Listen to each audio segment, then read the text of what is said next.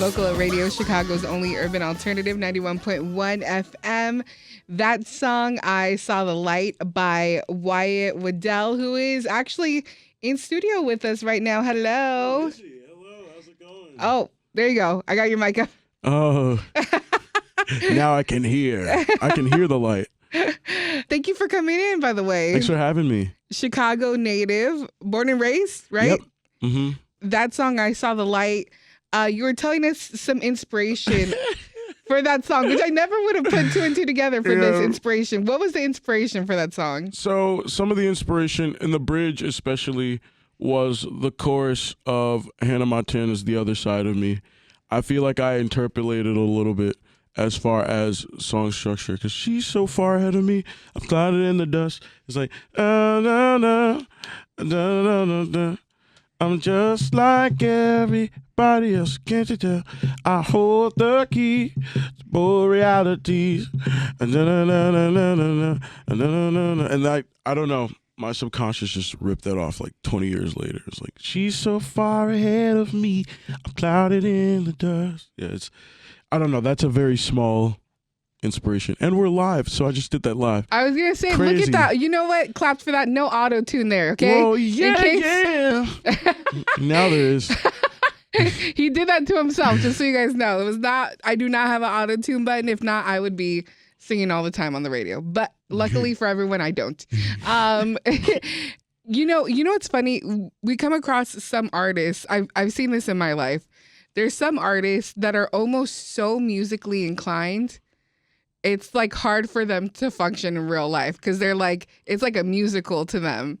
Do you feel like you're one of those people, like you are just ready to bust out a song, a tune anytime? You know, it's sometimes where it sometimes happens when in a musical where there's like a solemn moment in the night where somebody's walking and then the string orchestra kind of plays around. I kind of feel it like in those moments, like when I'm walking by myself where there's like a solemn moment in solitude. That's where I mainly kind of feel it. When I feel like singing live, like in real life, I'm on like a bicycle going really fast. It has to be like a certain mood. Like if it's like really sunny, I'm like singing, belting Helter Skelter or something like that. Getting to some singing you've done on stage recently. I heard you're at Pack House this weekend. Yeah, I was at Pack House over the weekend. How was that? You met Anderson .Paak? How was that? He was pretty cool. I actually, a couple years ago, he was at Martyrs up in Lincoln Square doing his DJ Pee Wee set. Oh, he's so great. I know the family that, really great family that works at Martyrs. I go way back. But I went backstage. I just didn't dare speak to him because I was like, I don't know. I just want to observe. Sometimes that's the vibe. Yeah. Sometimes you I don't want to bother people because if you bother people, they're just getting bombarded all the time with shit. But I just said, hey, I really enjoy what you're doing. He's like, thanks, man, with a big smile as usual. I'm like, it looks exactly how I thought it would look. But when I saw him, it was incredible. That was the first time when I met somebody. I was like, visibly like, whoa, giddy. It felt like meeting a baseball star or something. Because you performed there. And then you've also had this residency, this kind of like 3-date residency at Dorian's. Yeah. Do you really enjoy seasons of performing? Like, is there a season that feels better for you? Is it like more fun in the summer or when it gets cold in the winter, like as an artist? I don't know. It kind of adapts with the seasons, you know, because in the summer it has a certain vibe to it. And in the winter it has a certain vibe to it. So I don't know. It just adapts over time. I think that would be my answer for that. How have you been enjoying your dates at Dorian so far? They've been really cool. Dorian's is a very small, intimate place, so I think artists like me should really get used to those small, intimate places because those are the hardest ones to perform at. If you're at a place like the biggest ones I've performed at is like opening up for artists like The Dipper, like St. Paul and the Broken Bones. And like those in the audience, like you don't really see them. You don't really see anybody. So it's kind of easier if you mess up, you know, then, you know, you don't really care. But if you mess up in front of people at Dorian's, I kind of sort of, you know, feel it myself, even though, you know, the relationship between the artist and the audience is very different. Like the artist can think all in in their head while the audience is just enjoying being there, you know. So it all comes down to like not thinking so much.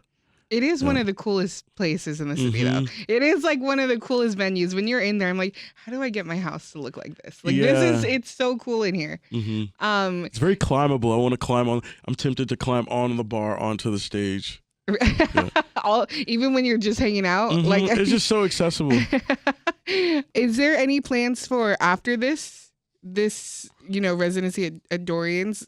Do you have any plans for like, are you gonna be on the road, or what's kind of next for you? Well, I would like to be on the road next year. I would like to release a project. There's some new music coming out next year, so I would love to be on the road, either opening up or just doing dates myself, you know, especially going to South by. I'd love to go to South by Southwest. I do have one more performance in November at Beat Kitchen with my friends Denzell, Lavell, and Jawson, Dell. We're all like, it's like all three of us are gonna be performing, so it's gonna be a vibe. But yeah, new music coming out next year for sure. Yeah, and again, that's November 18th over at Beat Kitchen. We actually had Patchwork in yesterday. Yeah. And we mentioned that you were coming by, and everyone knew. It's so funny how Chicago artists all know each other. Small town disguised as a big city. It really is, and it is great that like everyone does kind of know each other. So when you work on music, do those Chicago connections come in mind? Like when you start writing stuff, where you're like, oh my gosh, I could get so and so on this, you know? There was a time where that was the case mostly. Mainly, I just imagine like if the Isley Brothers were singing something, or if Steve, how would Stevie Wonder inflect this, or how would D'Angelo, you know, inflect it to rest in peace. Yeah, rest in peace. I remember finding that out yesterday. I was crying. Yeah. Rest in peace to D'Angelo. Yeah. Looking back at, I was really curious about this because I'm going back to 2020. You kind of released like a protest anthem, Fight. You know, for, you know, the Black Lives Matter protests that were happening.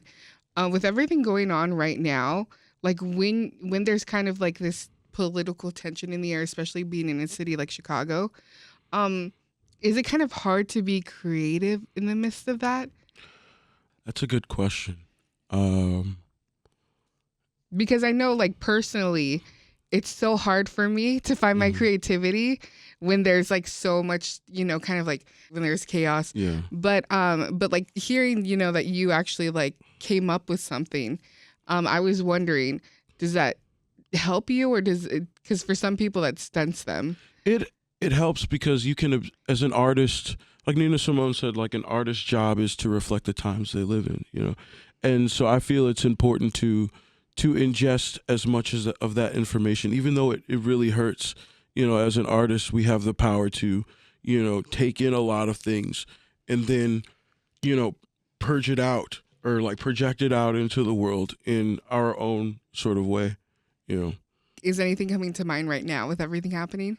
Like, I don't know. As a black man, I feel like I should stay home very often. Like at first when I wrote Should Have Stayed Home, I thought of it as, you know, me being in a lot of uncomfortable spaces and, you know, me seeing too many people. But I feel like on a subconscious level, it could be, you know, me being paranoid about, you know, being abducted by, you know, the powers that be, you know, and it could be a protest song about, you know, staying inside and keeping your peace, you know, but at the same time, there are people that need help out there, you know, but I don't know.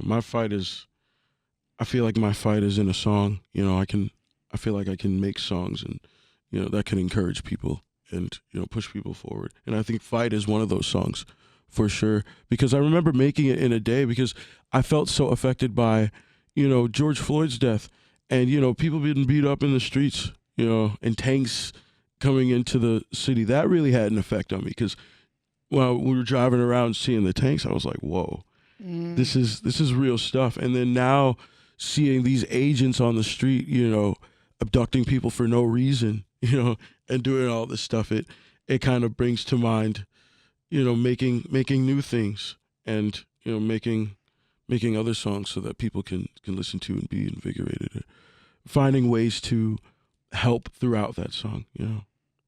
Who are some of your favorite Chicago artists? You don't need to name all of them so people don't get their feelings hurt, but just like a couple that you really enjoy listening to right now. I have some really good vocalists that I have in mind on top of my head. There's Alicia Monique. There's Adam Ness. My friend Deontay Baker makes really good stuff. Who else? My friend Chris Robin, really dope rapper. There's some others. It's a lot off the top of my head, but no, it's okay. It's a trick question a little bit. So we played I Saw the Light. We're gonna get into Should Have Stayed Home. And will these be a part of a bigger project, or was this kind of like just like a little 2-pack mini EP? Oh, they'll be part of a bigger project. Okay. What was can you talk to us about Should Have Stayed Home? I do really love this song. What was like, you told us a little bit about the inspiration right now. What was it like recording it? Like, where do you usually record your music? Do you go to a Chicago studio, or like a lot of our artists, sometimes just make it at home. Yeah. We've heard crazy things, make it in cars. Well, it started out as like a demo with my older roommate a couple years back. Because I initially wrote it in 22. And then I went to my friend Nathan Roseboom's studio in Logan Square to record the full song. We recorded with no metronome too, so I was afraid it was too fast at first, but then I started to get used to it. But yeah, I record mainly at that space right now, but it's a bunch of different locations. I don't really have much of a home base. Okay. No, I feel like that works really nice too, because sometimes you are working with different people, and like Chicago's kind of big. So you need to get places. Let's have you introduce your song, but we'll remind everyone, November 18th, you're going to be at Beat Kitchen with some of your friends, right? Yep. Denzell, Lavell, and Jawson, Dell. And let's have you introduce your song. You want to do that? Yep. Okay, go for it.